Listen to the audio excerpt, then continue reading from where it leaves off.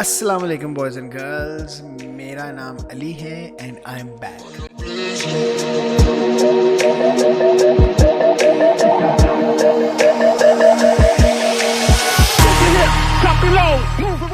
I am back तो मैं ऐसे कह रहा हूँ जिससे पता नहीं कितने लोग मेरा इंतज़ार कर रहे थे। Anyway, I know that this channel was not actually meant to do this but let's do this.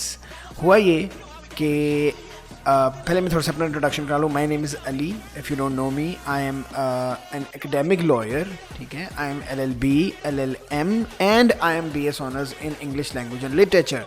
इन सारी शौकियों के बाद एक्चुअली प्रॉब्लम ये थी कि अभी रिसेंटली, जैसे कि you all know that A levels में लॉ का सिलेबस चेंज हो गया और इस साल this batch is the first batch which is going to talk about it, which is going to give exam about it. I am sorry. Anyway, तो जो major change आया है वो आया है पेपर 2 में, राइट। और उसके अंदर उन्होंने क्रिमिनल लॉ ऐड कर दिया है, which is the most interesting part of the law. और क्रिमिनल लॉ, मुझे नहीं पता जो स्टूडेंट्स जो हैं जो परेशान हो रहे हैं कि यार हम कैसे करेंगे, क्रिमिनल लॉ कैसे होगा।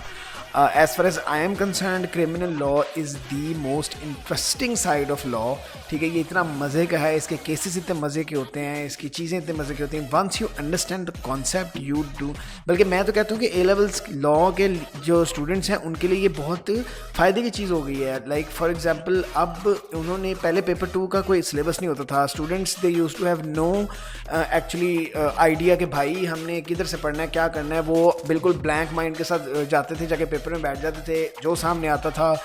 कुछ लोगों को समझ आता था, कुछ लोगों को समझ नहीं आता था। अब आप लोगों का पेट एक सिलेबस है and you know what to do, ठीक है। सिर्फ अंडरस्टैंड करने की बात है। उसका जो पहला पॉइंट है, जो पहला टॉपिक है, मैं आज उसके बारे में बात करूंगा so you guys can understand. उसका जो पहला टॉपिक है ना, जो पहला पॉइंट है, वो है एक्टस रियस एंड मेंस रिया। आज हम एक्टस रियस पे बात करेंगे, नॉट मेंस रिया। मेंस रिया अगली वीडियो पे। अगर ये वीडियो अच्छी लगी कमेंट में बता देना, मैं अगली बना दूंगा, वरना मैं टाइम ज़ाया नहीं करूँगा। एक्टस रियस होता क्या है? Actus reus is not an English word. पहली बात तो ये आपको ये देखना है, ये समझना है that it is not an English का लफ्ज़। ये एक लैटिन टर्म है, बिकॉज मेजॉरिटी, अगर आपने इक्विटी की मैगजीन्स वगैरह देखे हैं तो लैटिन से बहुत कुछ लिया है इंग्लिश लॉ ने। एक्टस रियस का जो वर्ड है ना, वो आप एक्चुअली समझें कि that is the action part of the crime. What ever you do, अब मैं ये फ़ोन उठा लूँ, मैं बॉटल उठा लूँ, ये बॉटल उठा लूँ, पानी पी लूँ, कुछ भी कर लूँ, there are always 2 elements of everything. एक मेंटल एलिमेंट, एक फिजिकल एलिमेंट। मैंने सोचा कि मैं ये बॉटल उठाऊंगा और मैंने ये बॉटल उठाई भी। उठाना इज़ द एक्टस रियस, सोचना is the mens Riya. But problem क्या है, हम हर चीज़ के ऊपर एक्टस रियस और मेंस रिया नहीं लगा सकते। ये बॉटल उठाना मेरी इंटेंशन थी, मेंस रिया नहीं था, ठीक है। वो इसलिए क्योंकि ये टर्म्स क्राइम के लिए यूज़ होती हैं।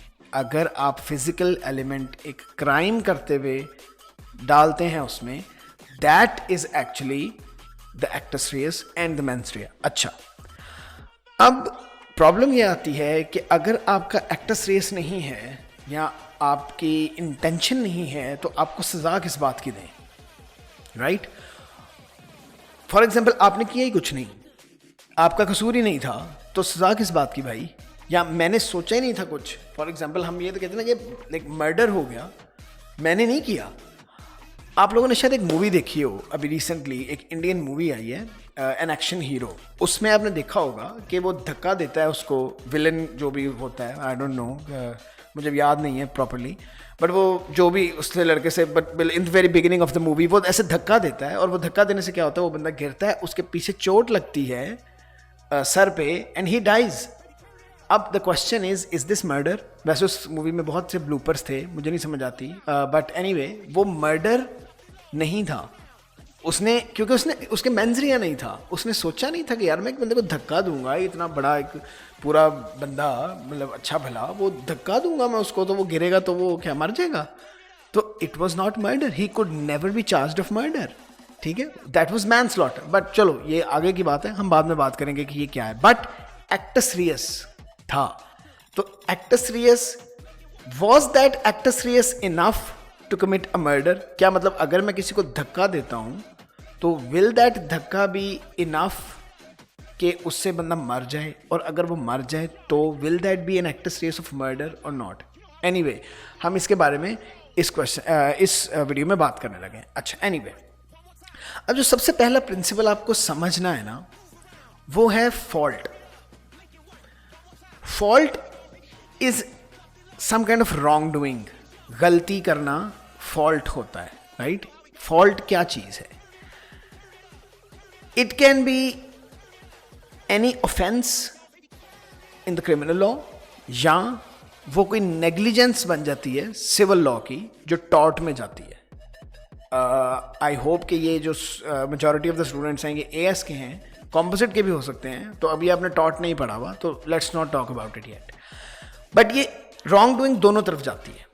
ये क्रिमिनल लॉ की साइड पे भी जाती है, ये सिविल लॉ की साइड पे भी जाती है. अच्छा, अब ब्लेम वर्दीनेस की बात आती है कि ब्लेम वर्दीनेस क्या चीज़ है. मतलब you have to ensure that a person at fault has legal responsibility of something. ठीक हो गया? मतलब sometimes a person can be at fault even if the offense or action carried out is termed as no fault at all. ठीक है, but still you can be at fault. ठीक है, बेशक उन्होंने आपने कोई काम गलत नहीं किया, but you can still be on fault. कैसे, ये हम आगे देखते हैं. अच्छा, अब क्रिमिनल लॉ में जैसे मैंने आपको पहले बताया, दो एलिमेंट्स को प्रूव करना बहुत ज़रूरी है. मैंने इस बोतल को उठाया, फिजिकल एलिमेंट है. मैंने इस बोतल को उठाने का सोचा, मेंटल एलिमेंट है.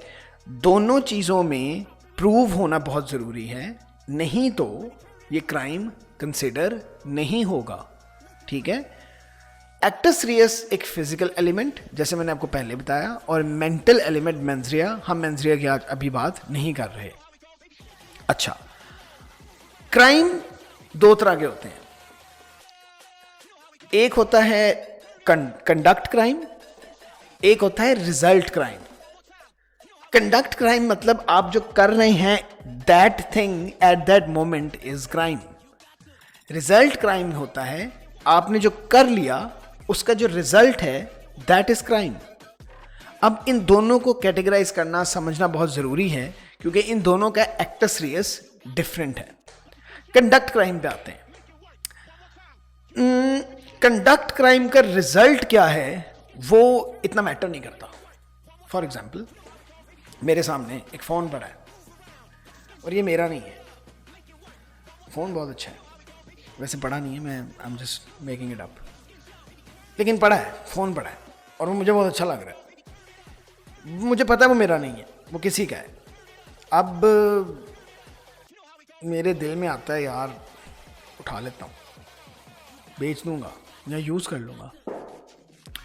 मैं उस फ़ोन को उठा लेता हूँ और उठा के अपनी पॉकेट में डाल लेता हूँ. ये क्या है? ये चोरी है, और ये कंडक्ट की चोरी है. मैंने जो एक्शन किया वही काफ़ी था, चोरी हो गई है. इसका रिज़ल्ट मैं इसको तोड़ूँ, मैं इसको बेचूँ, मैं किसी को और को दे दूँ, मैं खिड़की से बाहर फेंक दूँ, डजंट मैटर. तो ये होता है कंडक्ट क्राइम. ठीक हो गया. उससे जो अगला है कंडक्ट क्राइम से, वो है रिजल्ट क्राइम. अब रिजल्ट क्राइम क्या चीज़ है? रिजल्ट क्राइम के लिए जो रिजल्ट का एलिमेंट है वो बहुत ज़रूरी है.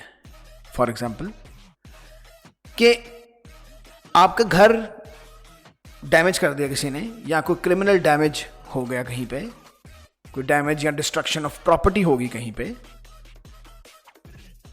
ये प्रूव करना ज़रूरी होगा कि मेरे ही एक्ट्स या ओमिशंस की वजह से वो डिस्ट्रक्शन हुई है. मेरे एक्ट्स और ओमिशन का रिजल्ट था वो डिस्ट्रक्शन. अगर मैं वो ना करता तो वो रिजल्ट ना आता. That was me doing a wrong thing which resulted in something wrong. ठीक हो गया. इसको कहते हैं रिजल्ट क्राइम. ठीक हो गया. अच्छा, अब हमें ये बात भी समझनी बहुत ज़रूरी है कि सक्सेसफुल प्रोसिक्यूशन के लिए ना प्रूफ ऑफ द एलिमेंट्स होना बहुत जरूरी है, और वो भी beyond reasonable doubt. Crime beyond reasonable doubt चलता है। अगर इतना सा भी डाउट आएगा तो बेनिफिट ऑफ द डाउट हमेशा डिफेंस को जाता है। ठीक हो गया। और इसका डाउट का जो स्टैंडर्ड है वो स्टैंडर्ड आपके सिविल लॉ से बहुत हाई है, बहुत ऊपर है। ठीक हो गया। तो बियॉन्ड रीजनेबल डाउट हर चीज को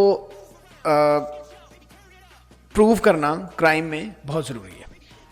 अच्छा, अब एक और मजे की बात, आपने कभी सोचा है, मैंने भी आपको बताया कि एक्टस रियस जो है वो कंडक्ट है ना, कोई एक्शन है, कंडक्ट है। ठीक है, ये मैंने उठाया, ये स्पीक माइक मैंने हिलाया, ये सारे कंडक्ट हैं। आपको पता है कुछ ना करना भी एक्टस रियस हो सकता है। एट अ सर्टेन मोमेंट मैंने कुछ करना था, मैंने नहीं किया, वो भी एक्टस रियस में आता है। कुछ नहीं किया फिजिकली, बट उस time I was under duty to do it. वो ड्यूटी हो सकती है, लीगल ऑब्लिगेशन हो सकती है, मॉरल ऑब्लिगेशन हो सकती है, बट कुछ ना करना भी एक्टस रियस में आ जाता है, कंडक्ट एलिमेंट में आ जाता है। ठीक हो गया। अच्छा, दूसरी बात जो बहुत जरूरी है इस कंडक्ट के लिए, I hope you are understanding what I am trying to say, voluntary होना बहुत जरूरी है। मतलब किसी ने मुझे नहीं कहा कुछ करने का, मैंने खुद किया है जो किया है, वॉलंटरीली कुछ किया है, तो मैंने एक्टस रियस किया है, तो ये क्राइम है। खुद मैंने कुछ, मतलब आई am sorry, I beg you pardon, किसी ने नहीं कहा मुझे करने का, किसी ने मेरे गन नहीं रखी हुई थी यहाँ पे, क्योंकि वहाँ पे फिर एलिमेंट्स डिफरेंट हो जाते हैं। किसी ने मुझे इंसाइट नहीं किया था, वो फिर डिफरेंट हो जाता है आगे उसका मामला। अभी हम ये जानना ये हमारे लिए काफ़ी है कि वॉलंटरी नेचर होती है एक्टस रियस की, एक्ट हो या ओमिशन हो। ओमिशन का मतलब होता है कुछ ना करना, एक्ट होता है कुछ करना, ओमिशन होता है कुछ करने से रह जाना, ना करना, ओमिट कर लेना अपने आप को, जबकि कुछ करना बनता था लीगली मॉरली, नहीं किया, तब या कुछ किया है। वो दोनों चीज़ें वॉलंटरी होना बहुत ज़रूरी हैं। अच्छा, एनीवे, हम जो बात कर रहे थे, मैं आपको दोबारा, ताकि आप लोग कंफ्यूज ना हो, हम बात कर रहे थे एक्टस रियस की और उसके कंडक्ट एलिमेंट की। अच्छा, अब मैंने आपको बताया था कि एक्टस रियस में जो कंडक्ट एलिमेंट है उसमें कंडक्ट का होना ज़रूरी है, that conduct is actually a crime. ठीक हो गया। हाँ, क्योंकि हमने अभी देखा था कि दो चीज़ें हैं, एक कंडक्ट है, एक रिजल्ट है। अब हम कंडक्ट की बात कर रहे हैं और हम एक्टस रियस को लेके बात ये कर रहे हैं कि कंडक्ट में कौन कौन सी चीज़ें आती हैं। अच्छा, सबसे पहले हमने देखा था कि कंडक्ट के अंदर एक्ट होना चाहिए और वो वॉलंटरी होना चाहिए, फेलियर टू एक्ट होना चाहिए जो ओमिशन में आता है, जैसे मैंने आपको बताया, और तीसरा स्टेट ऑफ अफेयर्स आता है। अच्छा, अब एक्ट में जहाँ तक एक्ट की बात है, हम एक केस देखते हैं जिसका नाम है हिल वर्सेस बैक्स्टर। वो 1958 का केस है। इसमें हुआ ये था कि एक डिफेंडेंट जो था वो रोड पे जा रहा था, ठीक है, अपनी गाड़ी लेके, और वहाँ पे रोड पे एक साइन लगा हुआ था हॉल्ट, जिसका मतलब होता है stop, and he carried on driving. ठीक है, वो वैन पे था और इस हॉल्ट को ना देखने की वजह से ऑब्वियसली कोई आ रहा होगा दूसरी तरफ से, तो ही क्रैश्ड। ठीक हो गया। अब मसला ये है कि जब उसको लेके गए, जब कोर्ट में था वो, जब उसके ऊपर वो क्रिमिनल चार्ज लग रहा था for voluntarily ignoring the conduct है ना इसका, कि वॉलंटरीली उसने छोड़ दिया कि मैंने हॉल्ट पे नहीं रुकना, एक एक्ट था वॉलंटरीली। उसने कहा कि मुझे कुछ समझ नहीं आ रही थी, I actually was on automation, और मुझे नहीं पता, मुझे कुछ याद नहीं है कि उस टाइम क्या हो रहा था, बट उसकी ये बात नहीं सुनी गई एंड ही वॉज कन्विक्टेड। लेकिन जजेस ने वहाँ ये बताया कि ऐसे मामलात हो सकते हैं ड्राइविंग करते वक्त जिनमें हम ये कहेंगे कि हाँ भाई ड्राइवर का कसूर नहीं है क्योंकि he loss control of his vehicle, उनमें वो आता है कि भी ठीक है, you loss control of the vehicle, आपका व्हीकल आपको रिस्पॉन्ड नहीं कर रहा और चलता जा रहा है, ब्रेक्स नहीं चल रही, या कोई स्वार्म ऑफ बीज आ गई हैं और वो आपके ऊपर पड़ गई हैं और आप बिल्कुल ही छोड़ दिया आपने गाड़ी, एकदम से आपको हार्ट अटैक हो गया या आपके सर पे किसी ने पत्थर मार दिया गाड़ी चलाते हुए, ठीक है माना कि उसमें आपका एक्ट नहीं लगेगा क्योंकि उसमें वो वॉलंटरी एक्ट नहीं होगा आपका। ये जो इग्नोरिंग वाला काम है ये वॉलंटरी एक्ट ही है। अच्छा, अब स्टेट ऑफ अफेयर्स का क्या मतलब है? स्टेट ऑफ अफेयर्स केसेस कौन से केसेस होते हैं? स्टेट ऑफ अफेयर्स केसेस होते हैं जिसमें एक्ट वॉलंटरी नहीं होता लेकिन फिर भी आप कन्विक्टेड हो जाते हैं। जो एक्ट आपने किया होता है that is not voluntary yet you are guilty of what you did, ठीक है। उसके लिए हमें एक केस एग्जाम्पल देखनी पड़ेगी। केस की एग्जाम्पल का एक फ़ायदा ये होता है कि वो चूँकि एक स्टोरी होती है, एक तो वो बहुत इंटरेस्टिंग होती है और क्रिमिनल की तो बहुत ही इंटरेस्टिंग होती है, और दूसरा उससे आपको ना बहुत समझ आ जाती है बात की कि एक्चुअली बात हो क्या रही है। एक फ्रेंच वुमन, अच्छा वैसे इस केस को पढ़ के आपको लगेगा कि यार ये क्या बात हुई, तो बड़ी ज़्यादती है, बट लॉ इज़ लॉ। एक फ्रेंच वुमन थी जिसको ऑर्डर किया गया कि भाई कि बहन तुम यूके छोड़ दो। उसने डिसाइड किया कि ठीक है मैं आयरलैंड चली जाती हूँ, वो आयरलैंड चली गई, लेकिन आयरलैंड पुलिस ने भी उसको एक्सेप्ट नहीं किया और उसको डिपोर्ट कर दिया वापस UK. She did not wish to come back, ठीक है, वो उसकी अपनी विश नहीं थी, वॉलंटरीली वो वापस नहीं आई, उसको डिपोर्ट किया गया। But when she arrived back in the UK वो इमीडिएटली अरेस्ट हो गई और उसको ऊपर चार्ज लग गया being an alien to whom leave to land in UK had been refused.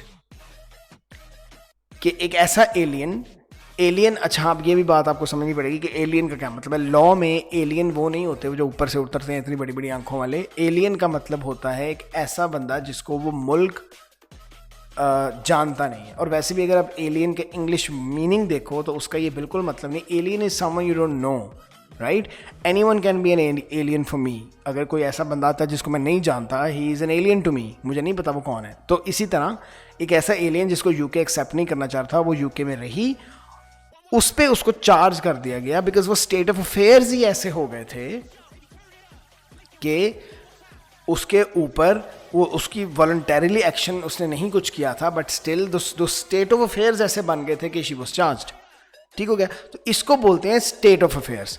अब हम आते हैं अपने तीसरे और इंटरेस्टिंग पार्ट की तरफ जिसको कहते हैं ओमिशन एज एक्टस रियस। मतलब एक्टस रियस का मतलब है एक्शन करना, और एक्शन ना करने से एक्टस रियस लग रहा है हमारे ऊपर। ये क्या बात हुई भाई, हमने तो कुछ किया ही नहीं है, मैं तो हिला ही नहीं था भाई, फिर क्यों। लेकिन यस, ऐसा पॉसिबल है। You can be guilty of an offence for omitting to act something. कुछ ना करने की वजह से भी आपके ऊपर एक्टस रियस लग सकता है। अच्छा, एग्जाम्पल इसकी जो है वो स्टेफन ने दी थी, एक जस्टिस ने, एक जज था स्टेफन 19th सेंचुरी में। उसने बोला था, मैं उसको कोट करने लगा हूँ अब, जैसे जो उसने बात की थी वही बात मैं करने लगा हूँ कि ए बी को देखता है कि बी इज़ ड्राउनिंग, वो डूब रहा है, एंड उसको पता है कि मैं उसको बचा सकता है, हाथ दे, निकाल ले भाई, बचा ले, और वो ये नहीं करता और बी डूब जाता है। अब टेक्निकली स्पीकिंग ए ने कोई ऑफेंस नहीं किया। क्यों? क्योंकि भाई उसकी ड्यूटी नहीं थी। क्या पता वो डर रहा हो कि मैं भी आ दूंगी, बाहर आने के लिए मुझे खींच ले। नहीं, ऐसे नहीं, ऐसे, एनीवे व्हाटएवर। तो रिसेंटली उसके बाद एक लॉर्ड डिप्लॉक थे, उन्होंने 1993 में एक केस था आर वर्सेस मिलर, उसके अंदर उन्होंने ये कोट मैं कर रहा हूँ उन्हें भी, उन्होंने बोला था कि I see no rational ground for excluding from conduct capable of giving rise to a criminal liability. ठीक हो गया कि मुझे कोई रैशनल ग्राउंड नहीं नज़र आता कंडक्ट को एक्सक्लूड करने में which gives rise to a criminal activity. ठीक हो गया। अच्छा, अब कुछ सिचुएशंस हैं। अब होता यह कि whenever there is a confusion in law, तो कुछ पेट सिचुएशंस बना ली जाती हैं ताकि कोर्ट का भी टाइम बचे और इजी भी हो जाए, और स्टूडेंट्स के लिए भी इजी हो जाता है। फिर वो अपने लिए इजी करते हैं, हमारे लिए फ्री में इजी हो जाता है। अच्छा, अब कौन सी सिचुएशंस हैं? Situation number 1, act of parliament, आपने एएस में पढ़ा है act of parliament, you know what an act of parliament is, एक स्टैट्यूट, एक लॉ। उसने अपने एक्ट में ऑफेंस बना दिया कि अगर आप फलाना काम नहीं करेंगे तो ये ऑफेंस है, you will be charged of an offence, तो वो ऑफेंस होगा ना करना। आपकी कोई कॉन्ट्रैक्चुअल ड्यूटी थी, आपने कुछ करना था, आपने वो नहीं किया, तो ना करना कैन बी ए क्राइम। अब लॉजिक बन रही है इसकी ना, कितनी अब समझ आ रही है कि अच्छा हाँ यार ये तो बात ठीक है, ना करना भी गलत हो सकता है। ड्यूटी एग्जिस्ट करती थी बिटवीन एक रिलेशनशिप एग्जिस्ट करता था, एक रिलेशनशिप की वजह से एक ड्यूटी एग्जिस्ट करती थी between a victim and an accused, ठीक हो गया। और ऑफिशियल पोजीशन की वजह से भी कुछ ना करना कैन बी अ क्राइम। एक पुलिस वाला खड़ा है, वो देख रहा है क्राइम हो रहा है और वो कुछ नहीं कर रहा, और उसका कुछ ना करना भी एक्ट सीरियस है क्राइम का, कि उसने क्यों नहीं किया। अच्छा, और डिफेंडेंट के चेन ऑफ इवेंट्स की वजह से भी अगर वो एक पॉइंट पे आके कुछ नहीं करता जो उसने करना था, because of the chain of events which were going on, तो भी वो ना करना क्राइम हो सकता है। तो अब हमें ये सारी बातें याद रखनी है कि act of parliament, contractual duty, duty towards the victim because of a relationship, और वॉलंटरीली भी हो सकता है। वॉलंटरीली अगर आपने ड्यूटी ली हुई है कि जी हाँ भाई तू मेरे जिम्मे, भाई तेरी सेफ्टी मेरे जिम्मे, फिर अगर नहीं कर रहे तो फिर क्यों बोला क्यों था, राइट। तो ये हो सकता है सारा। उसके बाद डिफेंडेंट का मोशन ऑफ चेन, जो चेन ऑफ मोशन चल रहा है, जो चेन ऑफ इवेंट्स चल रहे हैं, और उसके साथ साथ हमारे पास आ जाता है कॉन्सिक्वेंस उसके ऑफिशियल पोजीशन के। अच्छा, अब एक्ट ऑफ पार्लियामेंट की अगर हम बात करें सबसे पहले पॉइंट की, कि वो जब ऑफेंस बना देती है तो लायबिलिटी बना सकती है वो आपके लिए कुछ करने के लिए।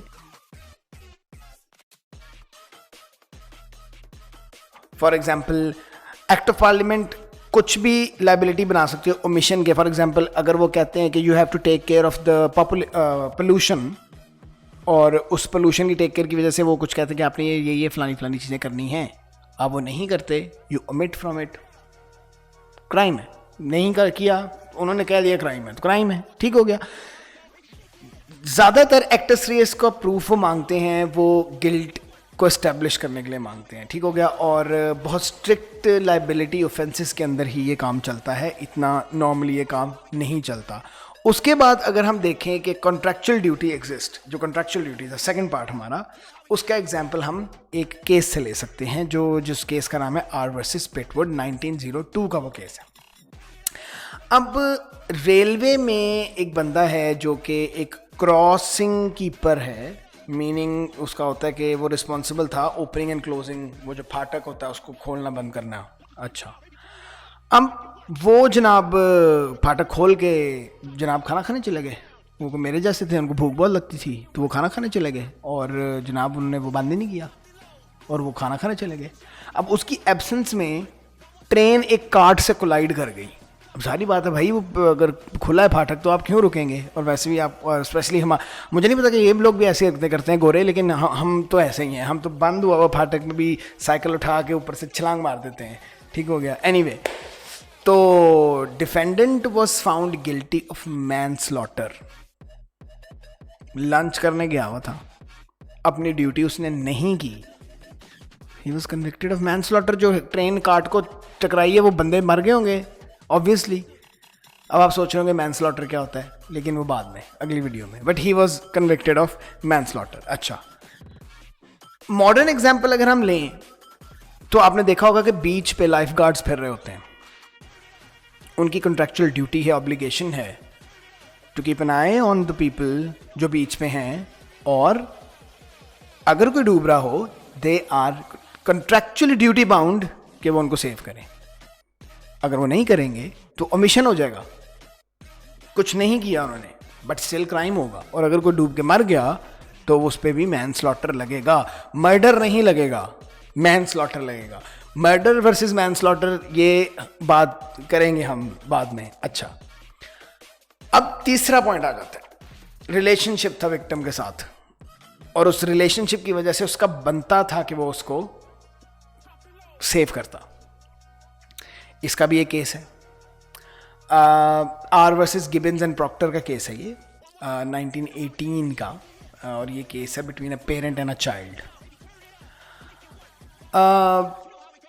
हुआ ये था, मतलब बहुत ही अजीब सा और बड़ा फजूल सा ये केस है कि why would someone do that, but जो हुआ है तो हुआ है, मतलब हुआ ही है, तभी हम देख रहे हैं, तभी ये केस है। तो एक father and the partner, they failed to feed the child. बच्चे को वो प्रॉपर खाना नहीं देते थे, अपने बच्चे को, और उसका नुकसान ये हुआ कि स्टार्वेशन से बच्चे की डेथ हो गई। अब उन्होंने समझने की कोशिश करें, उन्होंने किया नहीं है कुछ, उन्होंने नहीं की एक चीज, बट दैट एक्टस रेस, वो omission to act was enough and they were found guilty of murder, और ये मर्डर ही है, ठीक हो गया, but they did not do anything and they were charged of murder। अच्छा, नेक्स्ट पॉइंट, voluntarily ड्यूटी लेना।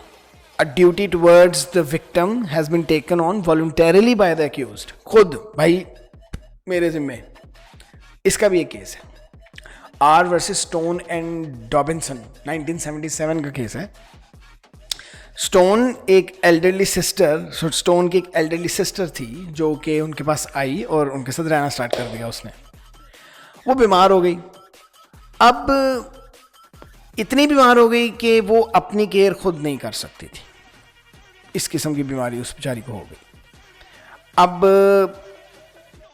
जो स्टोन था उसने कहा कि भाई मैं आपकी केयर करूंगा, ठीक है, और डॉबिन्सन ने कहा कि मैं आपकी केयर करूंगा, ठीक हो गया, because R versus Stone and Dobbinson है, don't forget that there are two people. हमारी ड्यूटी, हम आपकी केयर करेंगे। अब आपने कर दी, जब मतलब फॉर एग्जाम्पल अब आप कहोगे कि यार उन्होंने तो कहा ही था ना, अब इसमें क्या हो गया, अगर वो मर गई तो ये क्या बात हुई, ये बात आती है जहन में कि ये क्या बात हुई। तो ये बात ये हुई कि जब आप कह देते हैं ना कि मैं संभाल लूँगा, मैं कर लूँगा, तो जो दूसरा बंदा है वो फिर कहीं और से हेल्प नहीं लेता। वो क्यों ले हेल्प, जब आपने कह ही दिया है कि मैं कर लूँगा, तो वो हेल्प नहीं लेता। क्या पता वो दूसरी वाली हेल्प ले लेता तो वो आपसे बेहतर होता। तो उनके ना करने की वजह से दे वर कन्विक्टेड ऑफ मैनस्लॉटर, ठीक हो गया। अब आप कह रहे हो यार कभी मैनस्लॉटर कभी मर्डर, ये क्या फंडा है, मैनस्लॉटर मर्डर में क्या फ़र्क है, इसकी एक वीडियो अलग से बना लेंगे, अभी वो टॉपिक से हट जाएंगे हम। अब ऑफिशियल पोजीशन पे आ जाते हैं, जो नेक्स्ट पॉइंट है हमारा, कि a duty to act arises as a consequence of the accused official position. Official position क्या मतलब, क्योंकि कभी कभी आपकी जो ऑफिशियल पोजीशन होती है ना, आप ऐसी पोजीशन पे होते हो ऑफिशियली कि it's your duty to act on something, ठीक हो गया। और फॉर एग्जाम्पल कुछ कंट्रीज़ में तो, बल्कि आपको मैं बताऊं, कुछ कंट्रीज़ में तो ये लॉ है कि अगर कोई डिस्ट्रेस हो जाएंगे, डेंजर सिचुएशन हो जाए, the citizens are duty bound to act accordingly, वरना उन पर चार्ज लग जाता है। एनीवे, हम आर वर्सेस डायथैम का केस देखते हैं, जो 1979 का केस था। डायथैम जो था जनाब, वो एक पुलिस ऑफिसर था। उसने विटनेस किया कि एक वायलेंट अटैक हो रहा है विक्टिम के ऊपर, but he took no steps.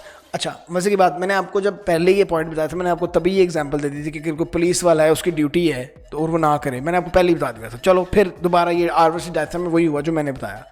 तो he was guilty of wilfully and without reasonable excuse neglecting to perform his duty, willfully and without reasonable excuse neglecting to perform his duty, नहीं किया उसने। हम omission पढ़ रहे हैं, भूलना नहीं है, हम omission पढ़ रहे हैं कि जो कुछ ना करना कैसे एक्ट सीरियस हो सकता है। कुछ करना तो होता ही है, वो तो टेक्निकली या उसका रिजल्ट होता है या वो कंडक्ट होता है, बट कुछ ना करना कैसे, हम वो देख रहे हैं। डू नॉट फॉरगेट दैट, ये जहन में रखिएगा बात। नेक्स्ट पॉइंट पे आते हैं। A duty toward the victim arises because the defendant has set in motion a chain of events. ये थोड़ा अजीब सा लगता है कि ये भाई ये क्या बात हुई। इसमें हम ये देख लेते हैं कि एक केस देख लेते हैं आर वर्सेस मिलर का। मेरे मुंह में जाने लगा था माइक। आर वर्सेस मिलर जो है वो 1983 का केस है। डिफेंडेंट मिलर साहब एक होमलेस पर्सन, और वो सो गए एक एम्प्टी हाउस के अंदर, सिगरेट पी रहे थे जनाब, और वो पीते पीते वो जब सोए हैं तो वो सिगरेट उनके हाथ से गिर गया। ठीक हो गया, मेरे पास है नहीं तो मैं आपको करके भी दिखा देता। उनके हाथ से गिर गया। जब उन्हें पता चला, उसे पता चला कि हो ये तो आग लग गई है, अब भाग गया, रूम से भाग गया, आग लग गई। वो एक एम्प्टी हाउस में सो रहा है, होमलेस पर्सन है, उसका अपना घर नहीं था, keep that in mind. He was guilty of arson under section 1 criminal damage act 1971। Arson का मतलब है किसी जगह को आग लग जाना। इट्स अ क्राइम कि आप किसी जगह को आग लगा दे। उसने क्या किया, कुछ भी नहीं करता, सोया हुआ था, लेकिन ही ओमिटेड, उसने ओमिट किया, केयर नहीं की, सिगरेट पीता पीता, और जब वो उठा है उसको नजर आ रहा है कि घर को आग लग गई है, तो भाई तुम कुछ कर लो उसके बारे में, उसको बुझा ही दो। एक तुम किसी के घर में जाके सो रहे हो, ऊपर से आग लग गई तो तुम भाग गए हो। Anyway he got what he deserved. अब होमलेस पर्सन आप तरस आ जाएगा आपको, लेकिन नहीं, लॉ जो होता है ना वो बहुत सख्त होता है। अच्छा, एनीवे अब हमें ये बात ध्यान में रखनी थी कि हमने क्या किया। एक छोटा सा रीकैप दे रहा हूँ। हमने देखा क्राइम है, क्राइम के लिए दो चीज़ें बहुत ज़रूरी हैं, मेंस रे और एक्टर्स रेस। फिर हमने कहा चलो अभी एक्टर्स रेस देखते हैं।